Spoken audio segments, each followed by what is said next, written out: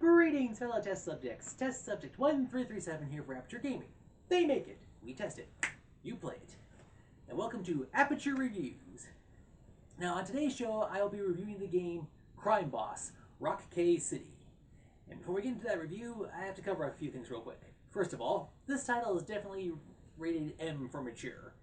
It includes, but not limited to, suggestive themes, blood, violence, tobacco, alcohol, and drug reference and usage, and the fact that, of course, it's glorifying crime, criminal activity, and being one. We here at Channel Pirate Captain Jeff, and here at the Aperture Gaming, we do not condone or support these actions. Now, if you are interested in this game, we hope this review will help enlighten you on some of the aspects of it, but we also ask, please, buy and or play responsibly. Like I said, it's an M-rated title, very mature. Now, I've heard some interesting things. Like, some people have compared this game to the Payday franchise, but different people worked on this. Also, this game came out in March of last year, so it's been a little over a year now. So why am I reviewing it? Because here's what, it will be coming to the Steam platform within a few days.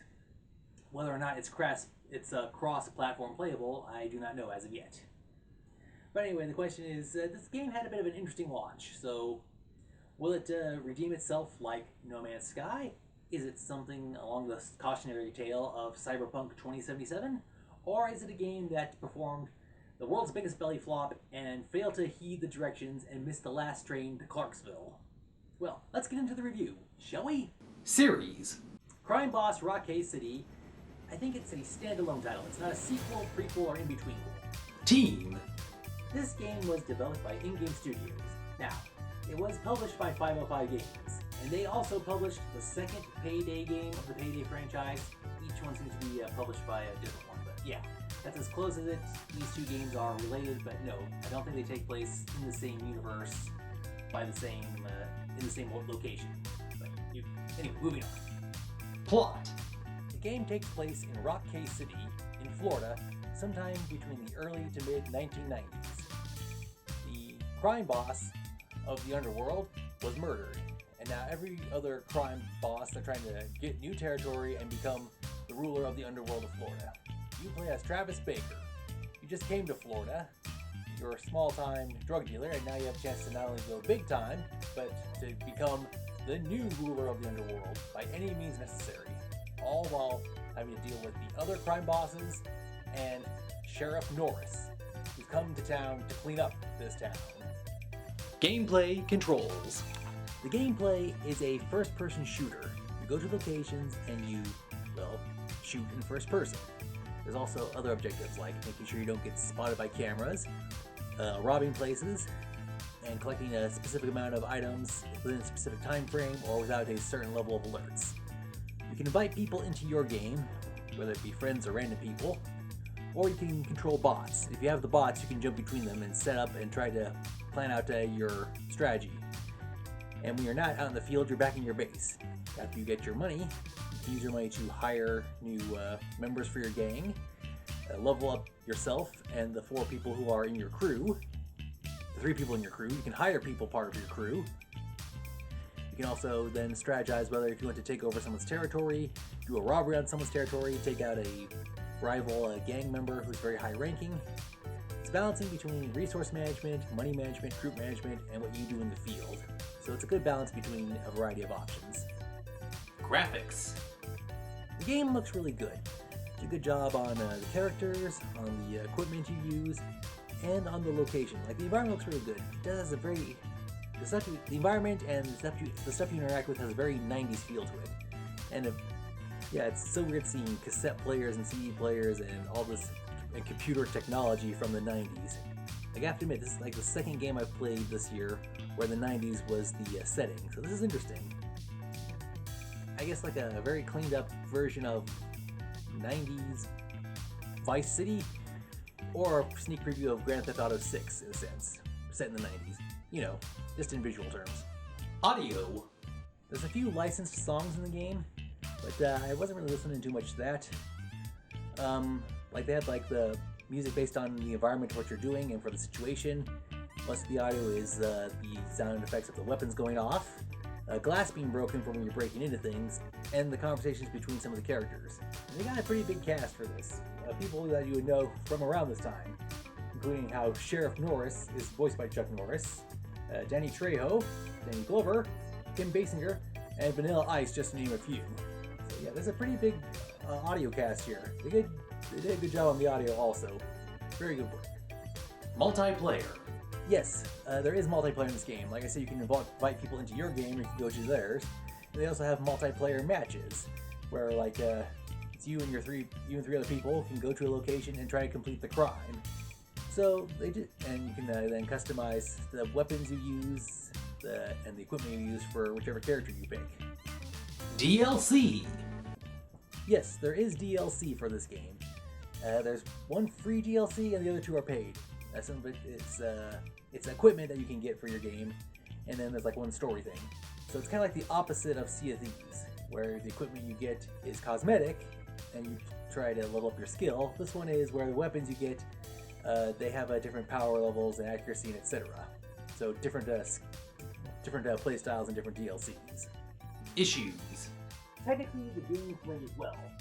As for the game itself, that's where there are some issues. For starters, sometimes when you level up, you can unlock a character, but you don't really unlock it. You unlock the ability to purchase that character. And some of these characters can only be unlocked to be played in multiplayer. They can't be part of your main in-game crew. Speaking of multiplayer, it says you can customize your characters in multiplayer. But no, you can customize the weapons they have and what the weapons look like and what gear they use and skills, but you can't customize the look of your multiplayer character, which would be a little bit confusing in some instances, I'm guessing. Yeah, so there's a problem there with that. And one really big thing for me, that was a big thing for me. Another issue was the music. I was listening to the in-game audio, and while they were playing "Shot Down in a Blaze of Glory," I recognized that song. And the other song, and I'm using that word generously, was basically just saying "body count in the house" repeatedly. Yeah.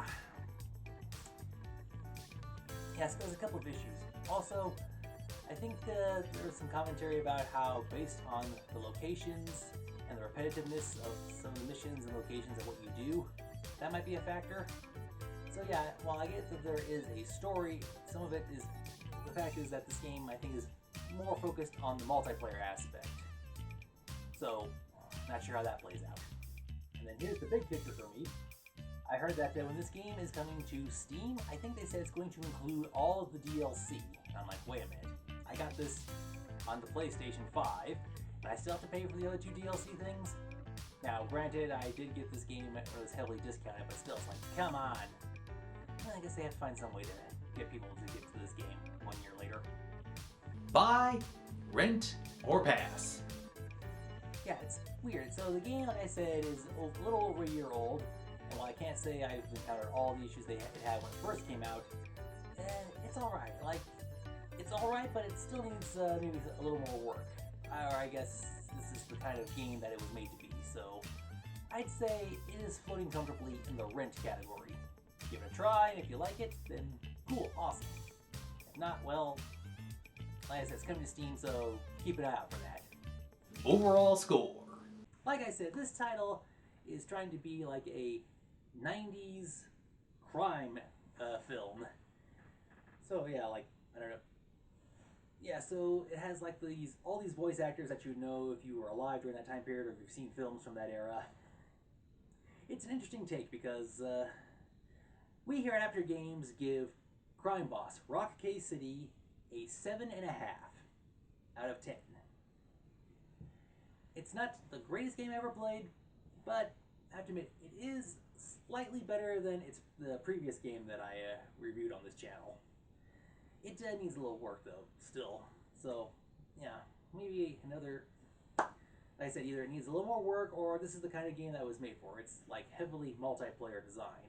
So like, I guess it's a multiplayer game with some single player story forced in there, or they try to do a balance of both. Hard to tell. But yeah, 7.5. M for mature, so play at your own risk and see if you like it or not. Well, that's all the time we have for this episode. Until next time, this has been Test Subject 1337 for Aperture Gaming saying thank you for watching, game on, and have a nice day.